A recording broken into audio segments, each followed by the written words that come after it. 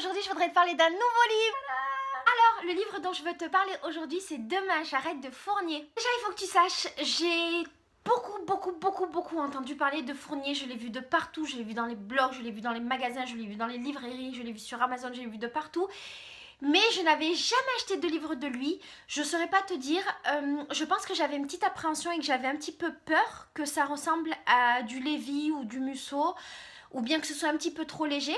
Non pas que je pense que j'ai envie de lire des livres hyper machin, mais voilà, j'avais peur que ce soit trop léger, que je m'ennuie.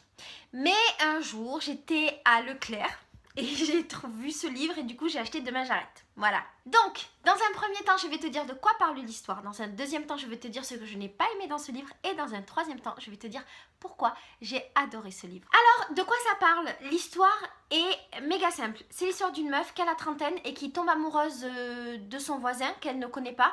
Donc c'est une meuf un petit peu niaise, rigolote mais un petit peu niaise. Et en fait, elle tombe amoureuse d'abord du prénom sur la boîte aux lettres de son voisin. Et toute l'histoire va tourner autour de ça. Voilà, de cette relation, de ce voisin mystère. Est-ce qu'il est gentil? Est-ce qu'il est pas gentil? Est-ce que c'est quelqu'un de bien? Machin, comme un drague, blablabla. Voilà, ça tourne autour de ça. C'est une histoire hyper basique. Du coup, qu'est-ce que je n'ai pas aimé dans le livre? Alors, j'avais peur que ce soit un petit peu trop léger. Et effectivement, c'était un petit peu trop léger pour moi.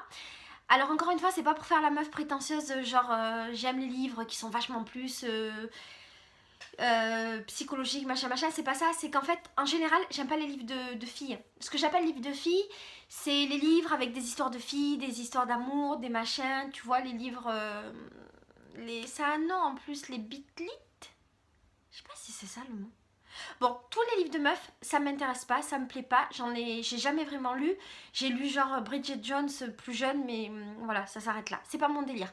Donc j'avais peur que ce soit comme ça, et effectivement, ça l'est un tout petit peu pour moi. Mais le bon point du fait que ce soit léger, c'est que c'est un livre que j'ai lu dans le train, et pour le train, c'était pas plus mal que ce soit léger finalement. Après, ce que j'ai pas aimé dans ce livre, c'est qu'en fait, il y a une intrigue qui se déroule pendant tout le livre.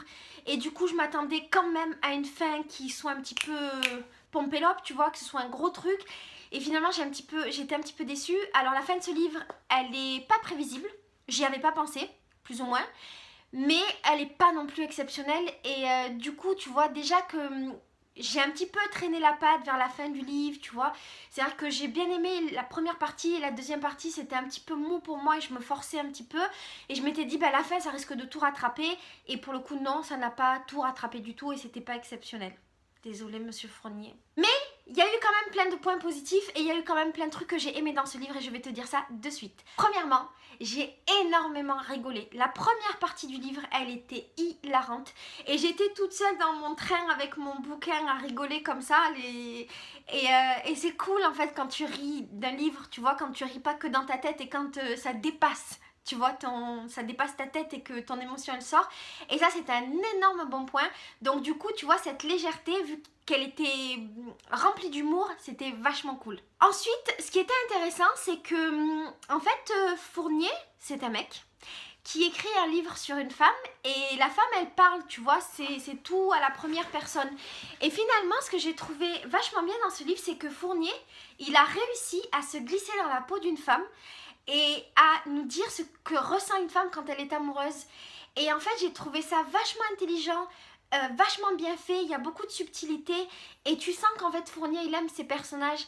Et même si le personnage principal, je t'ai dit qu'elle était un petit peu niaise, tu vois, mais c'est pas un niaise genre t'as envie de l'éclater. Oui, t'as envie un petit peu de l'éclater parfois, mais la manière dont Fournier fait parler ce personnage, ça la rend hyper attachante et surtout ça rend tous les personnages secondaires attachants.